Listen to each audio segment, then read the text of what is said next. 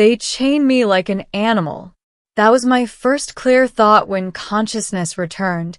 Cold metal biting into my wrists, ankles locked to the floor, my neck held by a collar that hummed softly with restrained power. The room smelled sterile, sharp and metallic, like ozone and antiseptic layered over something faintly organic. The light above me was too white, too clean, and it hurt my eyes. I tried to move. The chains responded instantly, tightening with a warning pulse that rippled through my bones. Easy, I muttered to myself, my voice hoarse. Easy. Memory came in fragments.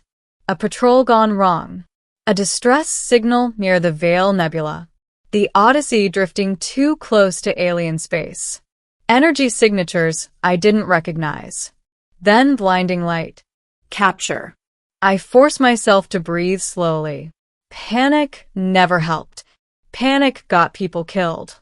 This wasn't the first time humanity had met the unknown, but it was the first time I had woken up in chains on an alien world. The door slid open without a sound. I tensed, expecting guards, soldiers, drones, something armed to the teeth. Instead, a single figure stepped inside. She was alien, unmistakably so, yet disturbingly humanoid. Tall and slender, with pale blue skin that shimmered faintly like moonlight on ice. Her eyes were large, luminous, and a deep violet that seemed to glow from within. Long silver-white hair fell down her back in smooth strands, and she wore flowing robes marked with symbols I didn't recognize. But it wasn't her appearance that stunned me. It was her expression. She looked terrified. She froze just inside the doorway, hands trembling slightly at her sides. Her gaze locked onto me, and I watched her pupils constrict, her breathing hitch. For a long moment, neither of us spoke. I was the one in chains. Yet she looked like she was staring at a monster. "You're smaller than the others," she finally said, her voice melodic but tight with fear. Her words came through the collar around my neck, translated flawlessly into my language. I raised an eyebrow despite myself. Glad to hear it. Her eyes flicked to the chains, then back to my face. "They said you were dangerous." "Still do," I replied dryly. "These don't exactly scream friendly conversation." She swallowed. "I am not here to harm you." "Good," I said, "because I'm already having a rough day." That earned a flicker of confusion, and something else. Curiosity, maybe. She took a hesitant step closer, then stopped, as if crossing some invisible boundary terrified her more than staying where she was. "My name is Salith," she said softly. "I am a xenohistorian. I was ordered to observe you." "Lucky me," I muttered. "I'm Captain Elias Ward. Or I was, before I got kidnapped." Her head tilted. "Captain. A military rank." "Exploration vessel," I corrected. "Mostly." Her lips pressed together. "Your species has not been encountered before."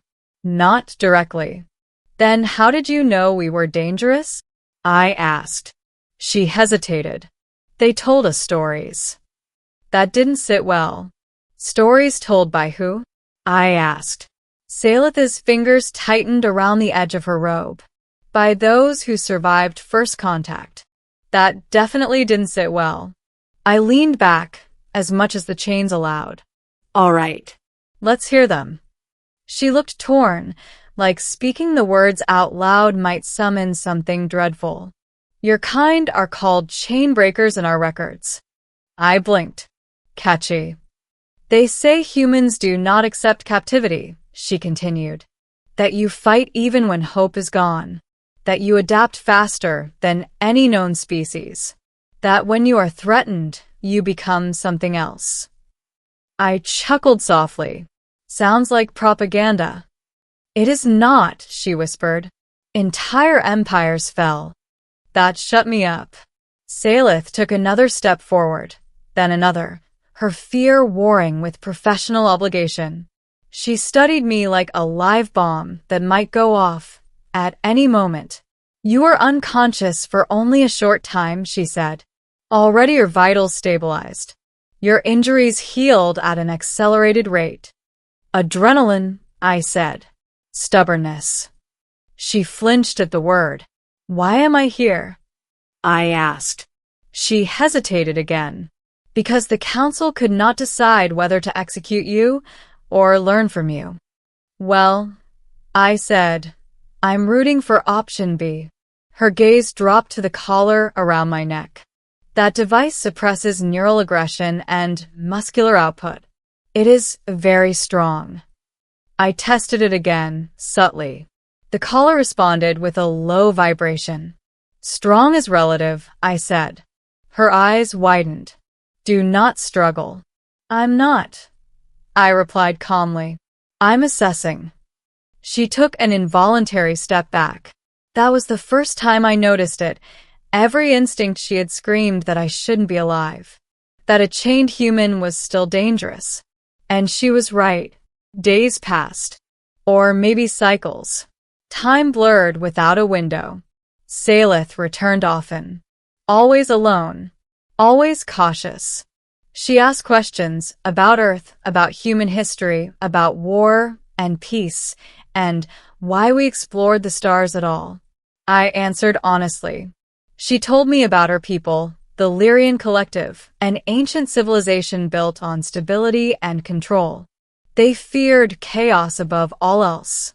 Their society was rigid, optimized, predictable. Humans, to them, were an anomaly. We do not understand how your species survived its own infancy, she admitted one cycle. Your world is hostile, your history violent, and yet, I said, here we are. She studied my face. You do not deny it. No, I said. We just don't let it define us. She looked unconvinced. The council observed from afar. I could feel it, the subtle hum of surveillance fields, the way Salith's questions grew more pointed. Then one day, everything changed. The alarm started screaming. The lights dimmed, flashing red as the station shook violently. Salith staggered as she entered the chamber, panic etched across her features. What's happening? I demanded. An internal uprising, she said breathlessly. A conquered species rebelled. They have taken control of the lower sectors. Let me guess, I said. They don't like chains either. Her eyes flicked to mine. The council is considering releasing you. I laughed despite the chaos. Considering? They fear what will happen if they do not. The station rocked again, harder this time. A distant explosion rattled the walls. Salith looked at me, really looked at me, with something new in her eyes. Hope. I don't need the chains gone, I said. Just the collar. Her breath caught. You would help us? I'd help people, I said. Big difference. She hesitated only a second before tapping a control on her wrist. The collar disengaged with a soft click. The moment it did, something inside me woke up. Strength flooded back into my limbs. Pain sharpened into clarity. I inhaled deeply, feeling fully present for the first time since my capture. Salith gasped, stumbling backward. You feel it, I said quietly. Don't you? Her voice shook. Yes. I stood, chains snapping like brittle twigs as I pulled free. Metal clattered to the floor. She stared at the broken restraints, horror and awe mingling in equal measure. I was in chains, I said, meeting her gaze. And you were still afraid. The door burst open. Armed figures flooded the corridor, rebels wielding crude plasma weapons. I stepped forward without hesitation. Stay behind me, I told Salith. What are you? She whispered. I didn't answer. I moved. The fight was fast, brutal, efficient.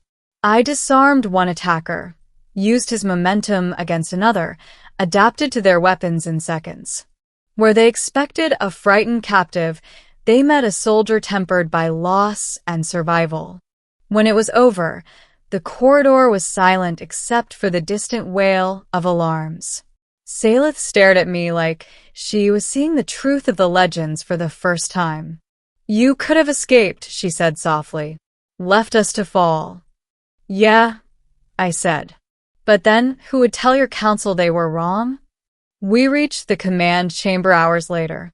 The council members recoiled when they saw me, free, unchained, standing tall. "You feared me," I said, my voice carrying through the hall. "You still do. But fear goes both ways." Salith stepped forward beside me. "Humanity is not our enemy," she said firmly. "Our fear is." Silence followed. Then, slowly, the chains, real and metaphorical, began to fall. Weeks later, I stood on the observation deck, stars stretching endlessly before us. My ship would be repaired soon. First contact, officially recognized. Salith joined me, no longer trembling. "You were right," she said. "You were never powerless." "No," I agreed. "But neither are you." She smiled, a real one this time.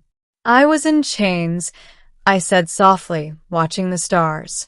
"Yet you were the one who was terrified." She glanced at me, eyes warm with understanding. "And now," I said, "we figure out what comes next." Among the stars, humanity had been feared. But now we were understood. And that changed everything. The council chamber was silent in a way that felt heavier than noise.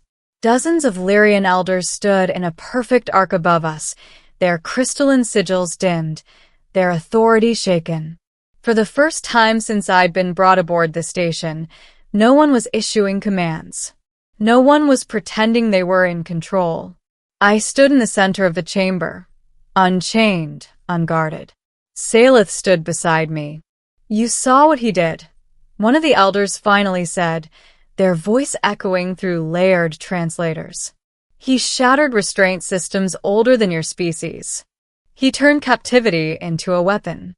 "And yet," Salith replied calmly, "it did not turn that power against us." Their many eyes shifted to her. "That choice," she continued, "is what makes him dangerous to our fear, but not to our future." I felt something tighten in my chest. Not pride, not anger, recognition. "You call us chainbreakers," I said, stepping forward. "That part's true. We don't do well in cages, physical or ideological. But you got one thing wrong." The chamber leaned in, listening despite themselves. "We don't break chains because we crave destruction," I said. "We break them because someone somewhere is suffering under them." Murmurs rippled through the elders. "One human," another elder said slowly, "nearly dismantled our internal security in a single cycle." I met their gaze without flinching. "No." "One captive did. There's a difference." Silence fell again, this time thoughtful. Salith placed her hand lightly against her chest, the Lyrian gesture of truth. "If you execute him," she said, "you confirm every fear that birthed this conflict. If you imprison him again, you invite rebellion that will never stop." "And if we release him?" the High Arbiter asked. I smiled faintly. "Then," Salith said, "you gain something rare." The Arbiter tilted their head. "Which is?" "A species that will remember you chose trust when fear would have been easier." The council withdrew to deliberate. I didn't move. Neither did Salith. Minutes stretched into hours. Finally, the sigils flared back to life. "The human known as Elias Ward," the Arbiter announced, "will be released. His vessel will be repaired. His species will be contacted formally." A pause. "And the designation Chainbreaker," the Arbiter added, "will be removed from our threat archives and placed into historical classification." I exhaled slowly. Salith's shoulders sagged with relief. But the arbiter wasn't finished. One condition remains. I raised an eyebrow. Figured. You will carry a message back to your people, they said. A warning and an invitation. I nodded. Fair. The stars looked different when I left. Not friendlier. Not safer. Just honest.